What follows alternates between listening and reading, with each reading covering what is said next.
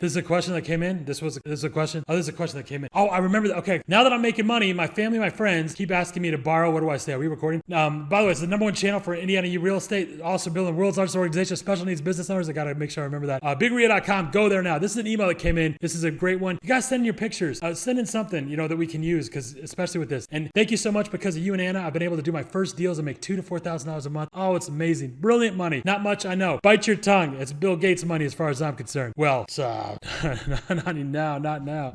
Well, who knows? Half of Bill Gates' money, or he's going to have half his. He's going through things. All right. Not much I know, but I'm getting there, and I will be Osmond's best student when I can apply. WeBuildEmpires.com. But you'll be great. You're going to do great. You're going to do beautiful. Now that I'm making money, my friends and family keep asking me. This was from Tony, right? Anthony. My friends and family keep. I don't want to say Tony.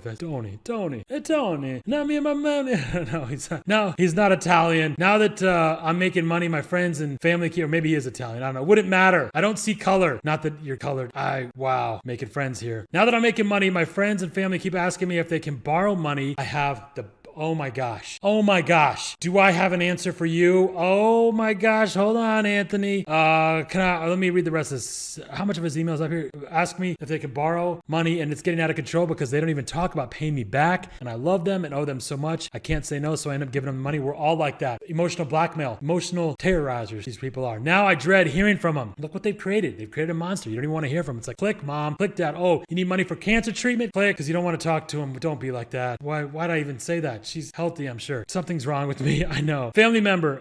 This was the name. So you actually use the name. We took that out. Always makes me feel bad, but I need to be tough, and I'm getting there. So thanks for help. There's stuff we cut out here because he's talking about how great and brilliant we are, and frankly, that should have been the focus of it. But the main thing I keep in mind here, you didn't include the rest of the details of this guy. Basically, it's like emotional blackmail, right? They're just trying to make you do things. But okay, are you ready for this? Because about 5 to 6, maybe 7 people asked me this very same question recently. This idea of people asking me for money. People keep asking us for shit. And as soon as you start making money, I used to go out with my friends. We always had this arrangement where I would pay for half and they would pay for half. If I have a stomach that is like I eat like a freak, man. It's crazy. Really fat ass stuff. I'm on it now, but like before I was bonkers, like, right? It was crazy. Now, when I'm putting this stuff on, because my skin stuff, my face and my chest stuff, my body basically gets swollen, but I'm actually in pretty good shape right now. But when I'm off it, oh my gosh, I go bonkers, man. It's completely nuts. People used to go, they'd come pick me up, take me out with other friends, just so they can show their other friends, like, this is how this guy eats. It's crazy. I could eat an entire meal from P.F. Chang's. I'd get the Sichuan by the Sea with shrimp, extra shrimp. Then I'd get extra shrimp because they just wouldn't do it right. So I'd say, you know what? I'm just going to order 2 meals back to back. And then I'd get the Great Wall of Chocolate. Then I'd go across the street, this is a Keystone of the Crossing, to Cheesecake Factory and get an entire burger, a meal, eat 2 pieces, 3 pieces, sometimes a cheesecake, which I've eaten an entire cheesecake, by the way, at one sitting. Then go to Fridays, get a burger and their double chocolate cake. It was terrible. It was awful. Anyway, the arrangement we had is that we would split the money. So if me and you hung out, I would pay one time, you would pay the next time. But then, like, if you were like going through stuff, okay, fine, we won't go out to eat, or we'll just do whatever. We'll just do drugs or something. Like, it would just we won't go out to eat, and it won't get charged. But something started happening when things started happening for me is that they just stopped paying. It was a weird thing, and I remember thinking, like, what is, like, okay, I'm making money and I'm glad to do it, but it's like nobody would ask about it. Like, it was just a weird thing that happened, and I just started drifting away from them. It was really a sad thing. Like, I don't have anybody in my life, none of my friends right now that I don't make money with. And I know that's like, I shouldn't even say that because it's like, what does that say about me? But like, honestly, I know it's weird to say that when you start raising your income, you're not going to hang out with your friends right now. It's weird to say that. But honestly, when you raise your thoughts, it's not your income, it's your thoughts. When you raise your thoughts, like, it's so, I think I could talk with anybody about anything, and I can, I get along with everybody. But honestly, if we're not talking about money, like with like kids, soccer games, like go talk to the parents or something like that, like, it's just really awkward. Like, I'm really like socially, like, it's almost like I have Asperger's, like I'm autistic or something. Almost like I don't know what happens. Like, it's really weird. Like, I don't know what to say about, like, whenever I was like, oh, did you see so-and-so? No, I didn't. Oh, did you see, you haven't heard of this? You haven't heard of like some TV show or some, drama or some, scandal or something on the news? I have no idea what they're talking. It's like we're on different planets, because like, no, it's like I'm doing other stuff, it's like really, anyway, my point is this. I totally know what you mean. People asking you for money and they just expect you to start paying for stuff. And when you start making things happen, it's like, they're not even asking how you're doing it or if they can be part of it. They just expect you to pay for stuff. So are you ready for this? We built a system on how to deal with people asking you for money. This works 100% of the time. How many people in here have done something like this or done what we're about to talk about? Okay. And it worked. Did it not work for anybody else? Were you able to see this? Did anyone did it not work for? Okay. It's not every hand went down. Okay. If you had challenge with it, keep your hand Indiana. But basically, this is where we're at. I'm batting 1,000, right? So everyone that has done this experienced the same result. Is that right? Yeah? Okay, so this is what happens. This is how to do it, okay? We call this the obstacle course, okay? So here's what happens. Somebody comes in, because the way they do it is they'll just say a question. They'll be like, yeah, well, my car's, broken, and now I'm not going to have any way to take the kids to the orphanage, but I guess they can just, sell drugs and sell their bodies on the streets, and maybe they'll just, they're waiting for you. Like, it's like, right? And it's like, man, you got to come in, you got to pay for that stuff. So here's what you do. You take that request when they say like, hey, can I get money for my car? Because it used to be, what you're saying is borrow. It used to be, hey, can I get money? I'll pay you back immediately. Once you start making money, they're going to leave that second part out altogether. It's just like, hey, I need money. And then they'll leave out that there's like 3 parts. The third part is I'll pay you back. The second part is what they need the money for. They'll leave that out. Just like, hey, can I get $1,500 or $2,500? It's going to get out of control. And it's worse if they're foreigners. Don't get me started about these fucking foreigners, right? It's going to be even crazier, right? But I'm so proud of this. I am. This is like, I don't get this question often. All of a sudden, a huge frequency of these questions came in. So get to the point, awesome. Okay.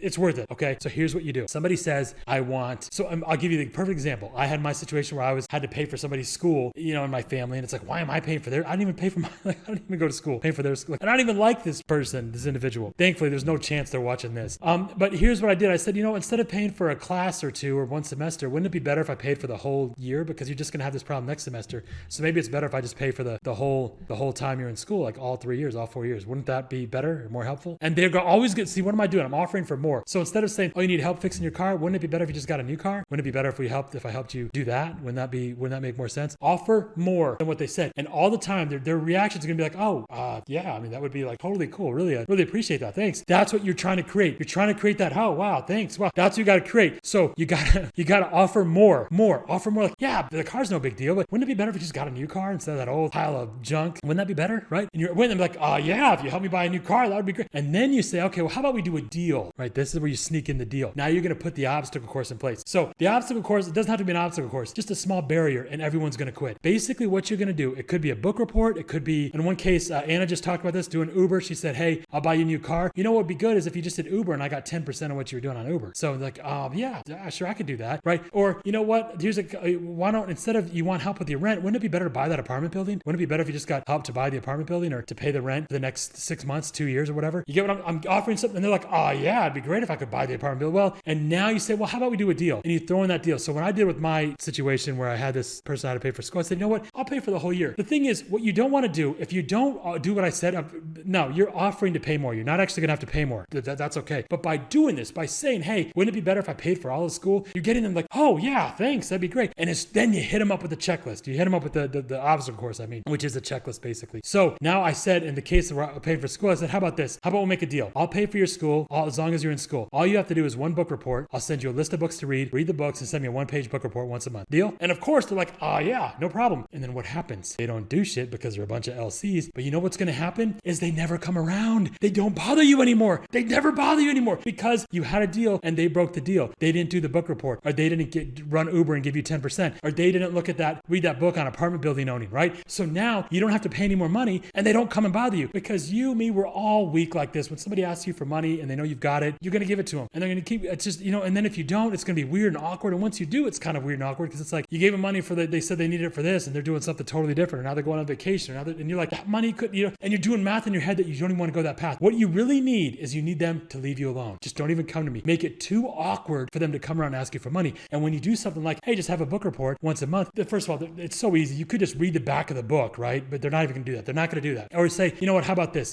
You can, we'll pay for the apartment, but, we want to make sure that you don't get pregnant or something like that. Any criteria you put on it. But the thing is that if you just start throwing that criteria out there, that obstacle course out there, they're going to be like, you know what? I don't need a lecture. I don't need to, hear about how bad my life choices are. All I need is some money, man. Don't be an a-hole about it, right? That's how they're going to be, unless that's why you got to get them say, you know what? How about I just buy that apartment building for you? How about we do? And they're like, oh, well, yeah, thanks. That's the attitude you got to create, that little right? Right? You got to create that and then you throw in that obstacle course that they will not accomplish, because bring up the obstacle course at the right time, right after you get that they won't do it, and they'll never bother you again. That's how you get people to stop bothering you. Is first, how about I give you a lot more, right? You're not going to have to do it. Don't worry, because they're not going to follow through. But yeah. And then put that little deal together, put that obstacle course in place. But if you put that obstacle course in place without doing that, hey, wow, that's really nice, without, pushing them up like that, then it gets weird. And then you got to be like, oh gosh, I don't know what to say, I'm just being an a-hole. No, they're like, wow, thanks, I really appreciate it. And then when they don't do it, somebody will be like, in the family will be like, oh, why don't you go ask your uncle, go ask your aunt, they're talking about you. Just go ask them for that money, the $2,000 was like, they were like, no, I talked to him. I was supposed to do these fucking book reports. I can't go talk to him. I can't do it. And that's what you want. You want them leaving you alone. I came up with this system a long time ago, man, and I am shocked at how well it works. It's amazing. It's is that part of this class? The Destiny diagram. Okay, the thing is, guys, I want you going out making money. Don't look at it like only $2 to $4 grand. That's a fortune, man. That's great money. And it's not that, obviously you love your family. You want to take care of them. The people you care about. You want to give them money. You want to take care of everybody. The fact is, though, when you're being taken advantage of and you don't know what to say or do, you need to have better tools in your toolkit. You need to have better dialogue. And this is one thing that you can do. So get that in place. I want to hear from you. Remember the Destiny diagram, what you love, what you're good at, the intersection of that is your passion right here. What you're good at, what the world needs is your gift. What you love and what the world needs is your calling. The intersection of that is your destiny. Why do we put this up here? Is there a reason for that? I love looking at that. Look at the Destiny diagram. You definitely should. Oh, because, right. Okay, so when you mentioned being down, the number one most important thing that I know, the biggest secret that I know, right there it is. The biggest secret I know when I started working when it was my son, when I started working with other special needs kids, the reason we're able to get our heroes to do so much, the biggest secret I know is your thought control. You got to control the frequency of your thoughts. And just ask yourself anytime during the day, you should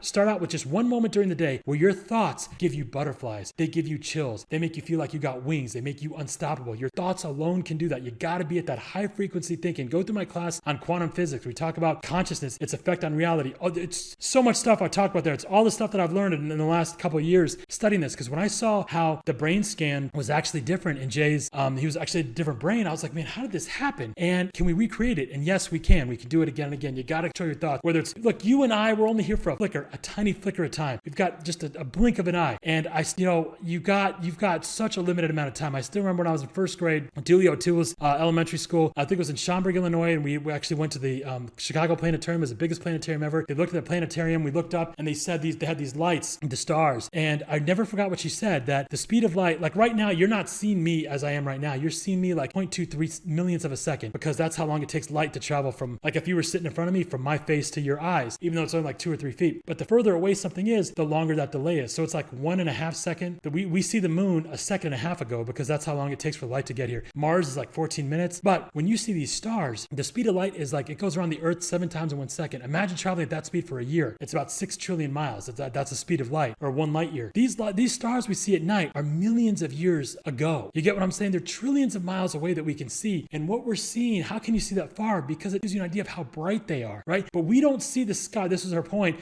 She didn't say all that. All she said is, when we look up at the sky, we're not seeing the sky as it is now. We're seeing it as it was millions of years ago. I say that because everything is relative. Like a fly lives like a week. So if you see a fly buzzing around your house for like 2 days, it's been 2 days for you. For that fly, it's been like 30 years, 20 years, 30 years, 40 years, could be half its life, right? It's the same way with, like, there was a rock I used to play at the apartment complex. I talked about this. And then when I was part of the group that bought that apartment complex, I went to that rock. It was like 30 years later. And the rock, it might have been like 30 minutes. It's the exact same way. For that rock, it's only been like 30 minutes. For me, it's been 30 years, right? It's the same way. I remember when I was looking up when I was in first grade, I remember looking up and saying, you know what? When you understand how time dilation works, I said, everyone in this room is going to be dead. For the moon, we'll all be dead in a few seconds. And I remember the teacher, the woman who was actually giving us the lecture, she actually turned and looked at me, and the slides kept going. And she's just like, it's like the way you look like Hannibal Lecter in class, like, this kid's going to grow up and be a serial killer. But I showed them. But what I'm saying though is that you are only here. I think about that all the time. Look up at the sky. You're seeing a miracle. You're seeing like millions of years ago. The thing is, guys, we're only here for a tiny flicker, man. And there's the number one thing you got to do is control how you feel, control the people around you, whether it's your family or whatever. It's not get rid of them, because what you can do if it's your family, you got to keep them around. But you can control the thoughts that you have to keep you up in the right place you got to be. Go through the Destiny diagram, man. You got to do this stuff. You got to make this happen. I'm so glad that you brought this up. I wouldn't have talked about this to answer this question. Be ashamed to die until you have. Wow. Yes, this is what Dyson said he wants on his tombstone. Be ashamed to die until you've won some victory for humanity. You have greatness in you. You have something beautiful in you. Horace Mann said that. Well, I said it first, then he stole it from me, of course. You have something beautiful, a gift in you. You are meant to give everyone. You owe me. You owe the world. Make sure you're only around people, thoughts, and ideas that are actually extracting that and making that the best, making you bring that to the table, man. Change the world. Go to bigread.com. Look at the stuff that other heroes are doing, man. It's brilliant stuff. You can be a part of that. Don't get into LC things. Control your thoughts.